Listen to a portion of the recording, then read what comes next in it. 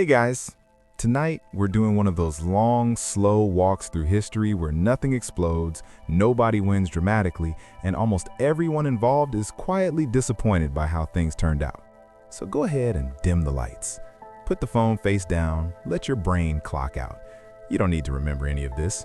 History already forgot most of these people anyway. Tonight, we're talking about the forgotten founding fathers. Not the marble statue guys, not the musical theater heartthrobs, not the ones who get their faces printed on money like they personally invented paper. These are the men who showed up early, stayed late, wrote everything down, and then somehow vanished into the historical couch cushions. And honestly, that might have been for the best. Some of them were deeply unlikable. Others were tragically competent. A few were just there. But without them, the whole American founding project would have collapsed into a stack of angry letters and unpaid debts. So let's gently drift back into the 1700s, where everyone smells like wool, ink, and unresolved resentment. We'll start with a man who did more paperwork than any human should ever be asked to do, and whose reward for that effort was eternal obscurity. His name was Robert Morris. Now, if you've never heard of Robert Morris, that's normal. If you have heard of Robert Morris, it's probably because you Googled who paid for the American Revolution at 3 in the morning and immediately fell asleep halfway through the answer, which is fitting. Robert Morris was basically the money guy. And by money guy, I mean he personally held the financial corpse of the revolution together with string and IOUs while everyone else argued about ideals. He wasn't flashy, he wasn't poetic, he didn't write stirring speeches about liberty while standing dramatically in candlelight. He did math, relentlessly. Of course he did. Morris was born in England in 1734 and shipped off to America as a teenager, because apparently that's what you did when you wanted to raise a child with character and absolutely no supervision. He landed in Philadelphia, which at the time was a city full of merchants, printers, philosophers, and men who were very confident about opinions they had just invented. Morris joined the mercantile world and quickly became very good at it. Suspiciously good. The kind of good where people stop asking questions because the numbers work out and nobody wants to ruin that. By the time the revolution started heating up, Morris was rich, well-connected, and extremely tired already. And then, the war happened. Here's the thing they don't tell you about revolutions. Ideals are free. Wars are not. Guns cost money, ships cost money, feeding soldiers costs money. Paying soldiers costs a lot of money. And the Continental Congress had none. They didn't have a treasury, they didn't have tax authority, they didn't even have a consistent plan. They mostly had letters, very angry letters. So they turned to Robert Morris. Morris became the superintendent of finance, which sounds impressive, but in practice meant he was the only adult in the room with a calculator. He personally guaranteed loans, he begged foreign governments, he convinced merchants to take promises instead of cash. He literally used his own credit to keep the army alive. At one point, when the army was about to disband because nobody had been paid, Morris just quietly arranged funding so Washington could keep everyone fed. No speeches, no applause, just problem solved. And of course, after the war ended, America thanked him by forgetting his name and eventually letting him die in debtor's prison. Because yes, that happened.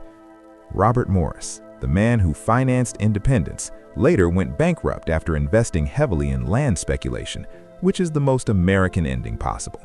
He spent his final years in a prison cell for unpaid debts, while the country he helped create moved on to new heroes with better branding. Let's gently float over to another man who was absolutely everywhere at the founding and somehow nowhere in the history books. Gouverneur Morris. Yes, that is his real name. No, it is not a title. His parents just decided to burden him with that forever. Gouverneur Morris was tall, sharp-tongued, and deeply unimpressed with almost everyone around him. He was also one of the primary writers of the Constitution, which feels like something we should talk about more often. If you've ever read the Constitution and thought, wow, this sounds like it was written by someone who didn't trust people at all, congratulations, that's Gouverneur Morris. He was the guy who took the committee notes and turned them into actual sentences, including the opening words, "We the people." That was him. The phrase everyone quotes, the phrase engraved into stone, written by a man whose name nobody can pronounce confidently. Morris believed, quite openly, that most people were idiots. He distrusted democracy. He thought the masses were easily manipulated and should be kept at a safe distance from real power, which makes it very funny that he helped write the foundational document of a democratic republic. But he was realistic. He knew compromise was the only way anything would get done. So he swallowed his contempt, sharpened his pen, and wrote a system that assumed everyone involved would behave badly, which, honestly, was prophetic. He also had one wooden leg, lost it in a carriage accident, allegedly while jumping out of a moving vehicle to avoid social embarrassment, which feels extremely on brand. Even missing a limb, Morris remained aggressively social, charming, and romantically active. He later served as minister to France during the revolution's aftermath and watched the French Revolution spiral into chaos. He wrote letters back home describing it with the tone of a man watching a dinner party slowly turn into a riot. He died old, opinionated, and still unimpressed. Now, let's gently float towards someone quieter, someone softer, someone who absolutely did not want to be here. John Dickinson. John Dickinson is often called the penman of the Revolution, which sounds flattering until you realize it mostly meant he wrote letters telling everyone to calm down. Dickinson was a lawyer, a landowner, and a deeply anxious man trapped in a very aggressive historical moment. He believed in colonial rights, he opposed British overreach, but he also believed very sincerely that independence was a terrible idea right now. Timing mattered, preparation mattered, unity mattered. So when everyone else started sharpening pitchforks, Dickinson wrote essays politely suggesting negotiations. These essays were widely read, heavily debated, and eventually ignored.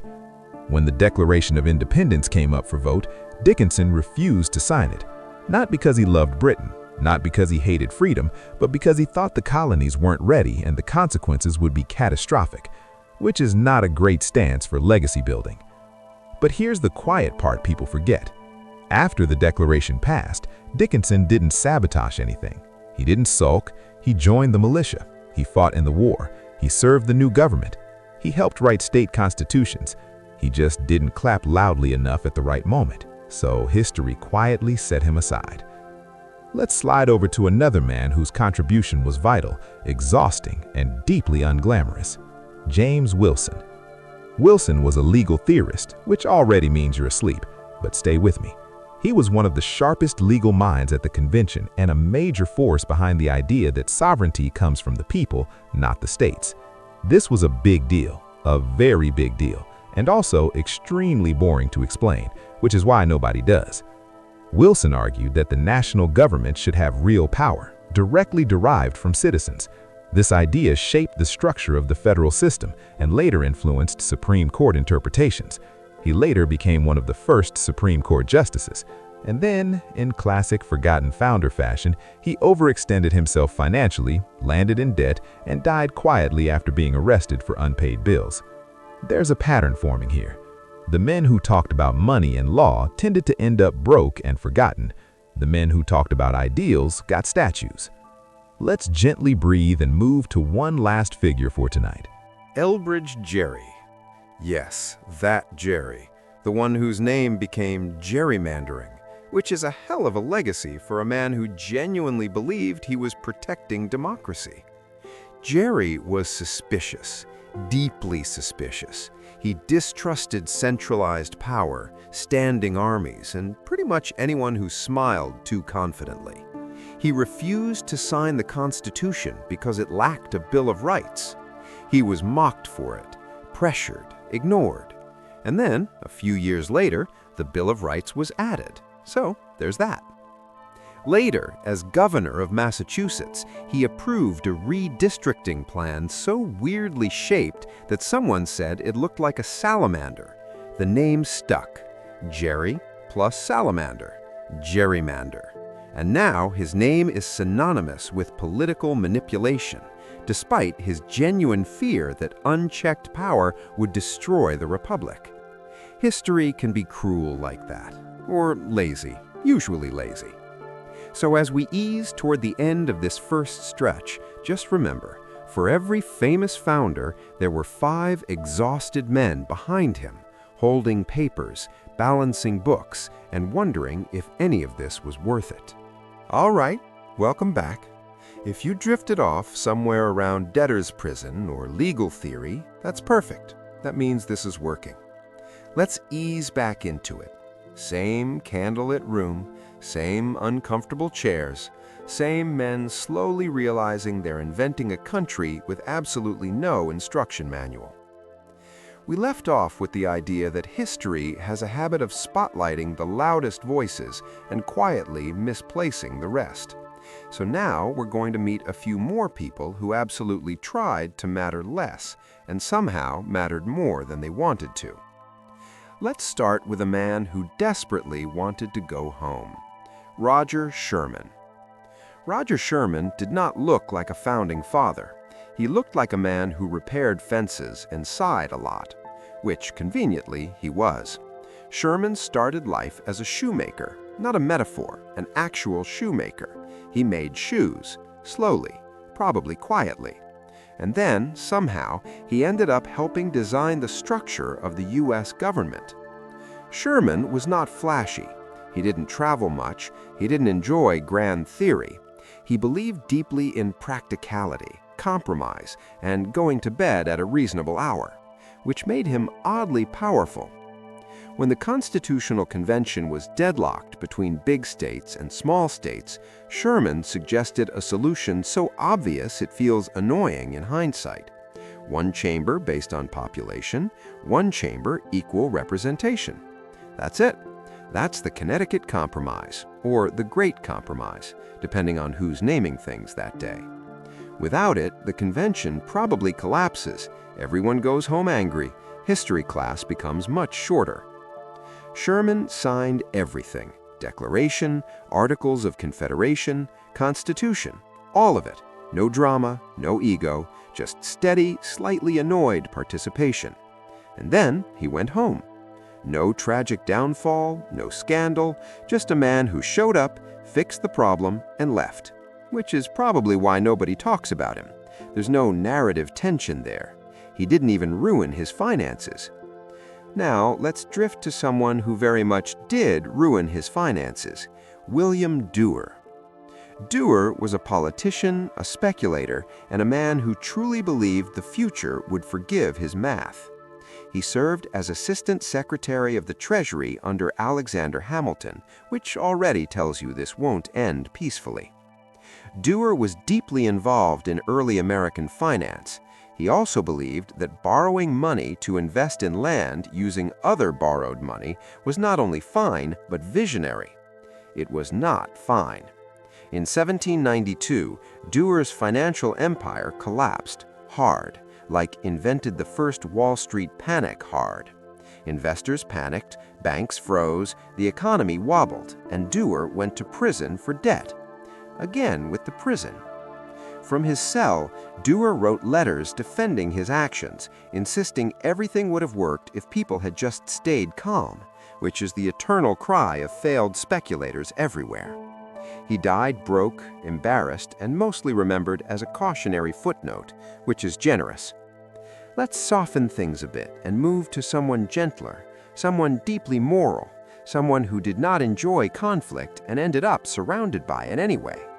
Charles Thomson. Thomson was the longtime secretary of the Continental Congress. That means he recorded everything, every argument, every vote, every moment of indecision.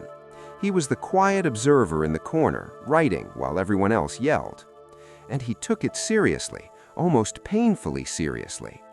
He believed he was preserving history for future generations. He wrote carefully, neutrally, without flair, which again is not how you get remembered. He served for 15 years, longer than almost anyone else, and when the Constitution replaced the Congress he served, he quietly resigned and went home. Then he destroyed most of his papers, on purpose. He believed the records had served their purpose and didn't want them misused or misunderstood. Historians still sigh about this, deeply. He spent the rest of his life translating the Bible into English from Greek, which feels like the final form of someone who has seen too many political meetings. Now let's glide over to someone who absolutely loved drama, but somehow still got lost. Arthur Lee. Arthur Lee was suspicious of everyone. Everyone. Allies, enemies, friends, furniture. He believed conspiracies were everywhere and that people were constantly undermining him. Sometimes he was wrong. Sometimes he was not entirely wrong. Lee served as diplomat in Europe during the Revolution, helping secure French support. He also accused Benjamin Franklin of betraying the cause, publicly, repeatedly. This did not go over well. Franklin, famously charming and unbothered, responded by being old and popular. Lee returned home frustrated, convinced he had been sidelined by corruption and favoritism. He faded from politics, bitter and convinced history would vindicate him. History did not. Now let's pause, breathe, shift chairs slightly, because we're going to talk about a man who absolutely did not want to be famous and somehow became infamous anyway. Thomas Paine. Yes, you've heard of him, but not like this. Paine wrote Common Sense, which electrified the colonies and pushed public opinion toward independence. He also wrote The American Crisis, whose opening line Washington famously read to his troops to boost morale. So you'd think he'd be celebrated forever. Instead, Paine spent the rest of his life offending everyone. He criticized organized religion, he supported the French Revolution a bit too enthusiastically, he got arrested in France, he narrowly avoided execution, he returned to America and discovered nobody wanted to talk to him anymore. He died poor, sick, and mostly abandoned. Only 6 people attended his funeral. 6, for the man whose words helped start a country. History remembered his pamphlet, it forgot the person. Let's float gently into another life shaped by being almost central. George Mason. Mason was brilliant, thoughtful, principled, and deeply uncomfortable with the Constitution as written. He believed it gave too much power to the federal government and lacked protections for individual rights. So he refused to sign it, which again is not great for your brand. Mason pushed hard for a Bill of Rights. He warned that without it, liberty would erode. He was criticized, pressured, ignored, and then the Bill of Rights happened. But Mason was already done. He retired, he avoided public life, he died quietly, still convinced he had been right but unwilling to fight anymore. He didn't want monuments, he wanted safeguards. History gave him footnotes. As we ease toward the end of this part, notice the patterns settling in like dust. The loudest voices weren't always the most important. The most important weren't always celebrated, and the people who did the hardest, dullest work were usually rewarded with silence. All right, let's gently sink back in. Same slow pace, same soft frustration humming under everything. By now, the revolution is technically over. The war is done, the cheering has faded, and the new country is standing there, blinking in the sunlight, asking an uncomfortable question. So, now what? This is the part nobody really talks about, because revolutions love beginnings and hate middles. And what comes after independence is mostly paperwork, disappointment, and the slow realization that you are no longer essential. Let's begin with a man who was absolutely everywhere during the founding and then suddenly wasn't. Samuel Adams. Yes, that Samuel Adams, the beer one. Except, no, not the beer one, the other one. The man whose name was eventually borrowed by beer because history has a sense of humor. Samuel Adams was loud, relentless, ideological. He lived and breathed resistance, protests, committees, pamphlets, organizing chaos and then acting surprised when chaos happened. He was perfect for revolution. He was not perfect for governing. Once independence was achieved, Adams struggled. He distrusted centralized power. He disliked compromise. He believed virtue mattered more than efficiency, which is a beautiful belief and a terrible governing strategy. He served in Massachusetts politics, eventually becoming governor, but his influence steadily shrank. The new political class wanted stability, credit, and systems. Adams wanted moral clarity and perpetual vigilance. History quietly pivoted away from him. By the time he died, he was respected but outdated, revered as a symbol, ignored as a voice, which is often how revolutions repay their most enthusiastic supporters. Let's drift to someone more subdued, someone who helped build the system and then watched it slide out of reach. Edmund Randolph.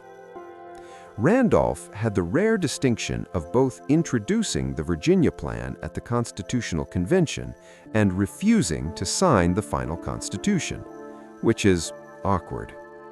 He believed the document had potential, but feared it centralized too much power too quickly. He later supported its ratification once amendments were promised, but the damage was done. Randolph went on to serve as Attorney General and Secretary of State under Washington, a prestigious career, a respectable arc. And then came scandal. He was accused, possibly unfairly, of leaking information to France during diplomatic disputes. Washington lost trust in him. Randolph resigned in disgrace. He spent the rest of his life trying to clear his name, publishing defenses, writing explanations, explaining nuance to a public that had already moved on. History remembers him, vaguely, if at all. Now let's pause and gently slide into someone whose reputation suffered not because of scandal, but because of competence. John Jay. Jay was calm, efficient, diplomatic. He helped negotiate the Treaty of Paris that officially ended the war. He co-wrote the Federalist Papers. He became the first Chief Justice of the Supreme Court. And yet, somehow, he feels faint. Jay didn't inspire passion, he inspired order, which is useful but not romantic. He was cautious, conservative, concerned with stability above all else. He also negotiated the Jay Treaty with Britain, which prevented another war but made everyone furious. People burned him in effigy. He reportedly joked that he could travel from Boston to Philadelphia by the light of his burning likenesses. Dry humor, sleepy resilience. Jay eventually retired to his farm. He freed his slaves slowly, deliberately, according to a plan he believed balanced morality and practicality, which is uncomfortable to read about, but historically accurate. He died respected but unloved, necessary but dull, which again seems to be the theme. Let's float onward. Pierce Butler. Now here's a man who was very important at the convention and very quietly unsettling in retrospect. Butler was a wealthy South Carolina planter and a strong defender of slavery. He argued fiercely for its protection in the Constitution, and he won. Butler's influence helped shape compromises that entrenched slavery into the nation's founding framework. He later complained that Northerners didn't understand Southern realities, which is one of history's most reusable phrases. Butler eventually left politics and returned to plantation life. His legacy didn't need maintenance, it was built in. History doesn't celebrate him, it also doesn't forget him. It just includes him, uneasily. Now let's move to someone whose life feels almost modern in its slow emotional collapse. Aaron Burr. Yes, you know him, but probably only for one thing. Burr was brilliant, charismatic, politically agile. He served as vice president. He moved fluidly between factions. He believed ambition was not a sin, but a tool. This made everyone nervous. Eventually, he killed Alexander Hamilton in a duel, which instantly froze his legacy in that moment forever. But here's the quieter part. Burr was already fading before that. He had been sidelined politically, distrusted, viewed as slippery. The duel was less a beginning than a punctuation mark. Afterward, Burr drifted. He was tried for treason, acquitted, socially exiled. He lived abroad, returned older, poorer, and nearly invisible. He died quietly in New York, his brilliance reduced to a cautionary tale. And that's the thing. Many founders lived long enough to see themselves simplified, reduced, flattened into symbols or warnings. Let's ease into someone whose life feels almost modern in its slow emotional collapse. Henry Knox. Knox was Washington's artillery commander, self-taught, energetic, loyal. He hauled cannons across frozen terrain and somehow made it work. After the war, he became the first Secretary of War.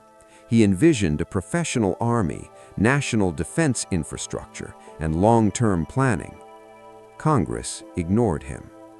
Funding was scarce, interest was low, distrust of standing armies ran deep. Knox watched his plans stall again and again. Eventually, he retired to Maine, invested heavily in land, and lost most of his fortune. Of course he did. He died from an infection caused by swallowing a chicken bone, which feels like history shrugging on its way out. As we settle towards the end of this part, the pattern becomes almost soothing. The revolution elevated people who thrived in crisis. The nation rewarded people who thrived in stability, and those groups rarely overlapped. Many of these men survived the founding only to discover that the skills that made them vital were no longer needed, or worse, no longer welcome. All right, let's ease back in again. By now, the candles are low. The chairs creak a little when anyone shifts their weight. The country exists. That much is settled. What's less settled is who gets remembered and who slowly realizes their name is already slipping off the page. This is the stage of history where the myth hardens. Portraits get painted, anecdotes get repeated, edges get sanded down, and the people who don't fit the story very neatly are quietly nudged aside. Let's begin with a man who lived long enough to watch his relevance dissolve in real time. Elijah Craig. And no, not the bourbon legend, the other one. Craig was a preacher, an educator, and an early advocate for public schooling in the frontier regions of Kentucky. He founded one of the first classical academies west of the Appalachians. He believed deeply in Enlightenment ideals, civic virtue, and education as the backbone of the Republic, which is lovely. It's also not something anyone was particularly interested in funding. Craig spent decades building institutions that barely survived him. He watched frontier politics turn rough, transactional, and loud. His vision of a thoughtful, educated citizenry faded under the weight of land disputes and local power struggles. He died respected locally and forgotten nationally, which is often what happens when your work is foundational but not flashy. Now let's drift gently towards someone who had proximity to greatness and still managed to vanish. Tench Coxe. Coxe was an economist, a pamphleteer, and an early advocate of American manufacturing. He believed the young nation needed industry, self-sufficiency, and a diversified economy. He worked closely with Hamilton, he advised policymakers, he wrote endlessly, and then he irritated everyone. Coxe had a talent for overstepping, self-promoting, and assuming his ideas would naturally be adopted if he just explained them one more time. He leaked documents, he wrote pamphlets under pseudonyms praising his own views, he irritated allies and alienated supporters. Eventually, he was pushed out of influence. He lived long enough to see American industry grow without him, his contributions absorbed and anonymized. He died convinced he had been essential and wronged. Which might have been true. History just didn't care enough to litigate it. Let's slide into someone whose obscurity feels almost intentional. Richard Henry Lee. Lee introduced the Resolution for Independence in the Continental Congress, the motion that led directly to the Declaration. That's a big deal. But Lee wasn't there when the declaration was finalized. He went home due to illness. He missed the signing. He missed the photo op. And history does not forgive bad timing. Lee continued to serve in government. He became a senator. He supported the Bill of Rights. He argued passionately for states' rights and limited federal power. But his defining moment had already passed, and someone else got to read the document out loud. Now let's pause and gently turn toward a man whose life after the founding was long, quiet, and deeply irrelevant: William Livingston. Livingston served as governor of New Jersey during the war. He dealt with occupation, shortages, and political chaos. He supported independence early and consistently, and then he governed for 14 years, which sounds impressive until you realize almost nobody remembers him. He was competent, stable, uncontroversial. He didn't collapse, he didn't scandalize, he didn't write anything poetic. History yawned and moved on. Let's drift now into the melancholy category: Francis Hopkinson.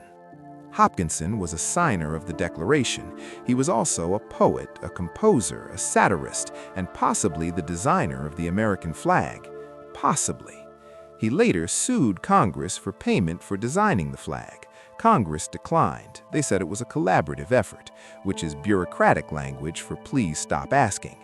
Hopkinson spent his later years frustrated, underpaid, and convinced his creativity had been undervalued. He died young, worn down by disappointment and smallpox. The flag lived on, his name did not. Now let's slow this down even further and talk about someone whose contribution was silence: John Langdon. Langdon was a wealthy New Hampshire merchant who funded the war effort heavily. He paid troops, he supplied ships, he covered costs when Congress couldn't. He refused repayment, not out of drama, just quietly. He believed the cause mattered more than the money. He later served as governor and senator. He declined offers to run for vice president. He declined attention. He declined legacy building. And so, naturally, history declined him too.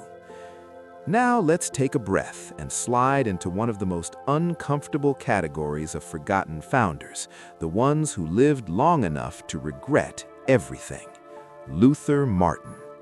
Martin was a brilliant lawyer and a ferocious opponent of the Constitution. He believed it created an aristocracy and destroyed state sovereignty. He spoke endlessly against it. He lost.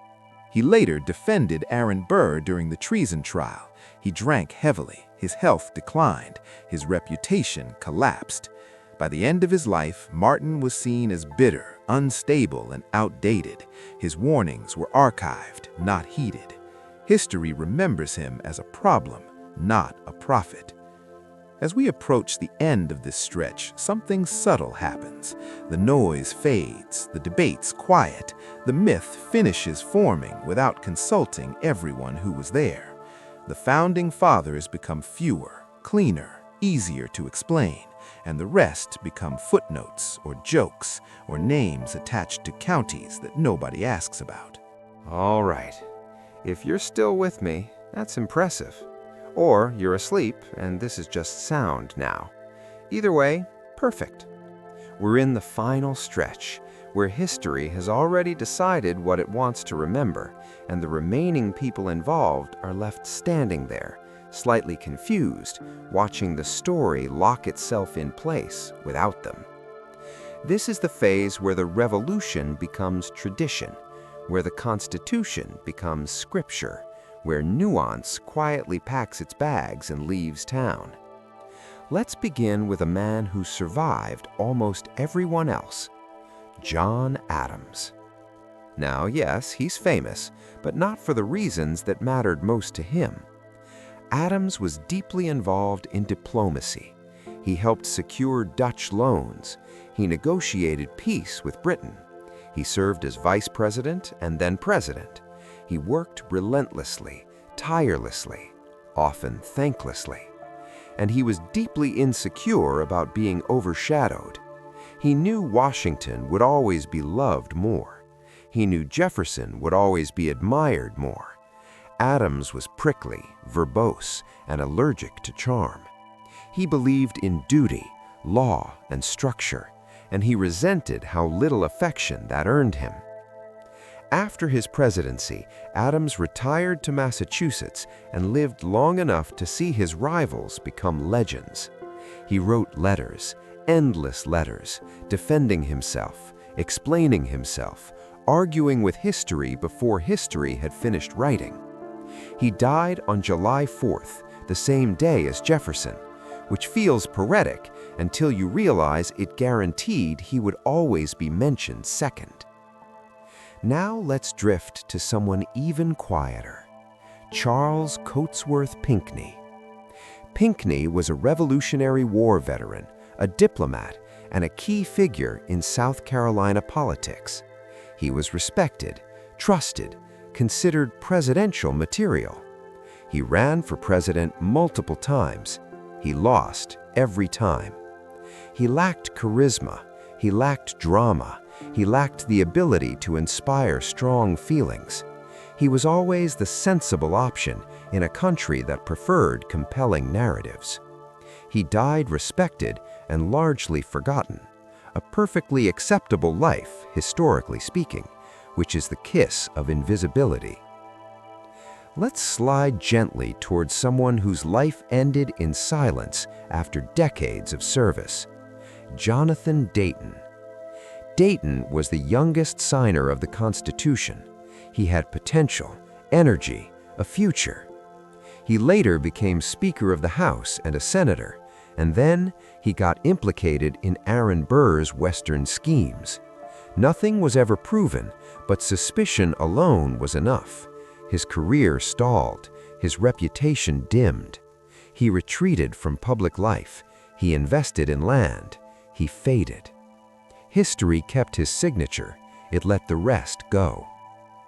Now let's talk about someone whose obscurity feels almost cruel. George Wythe. Wythe was a mentor, a teacher, a quiet intellectual force. He taught Thomas Jefferson. He helped shape early American legal education.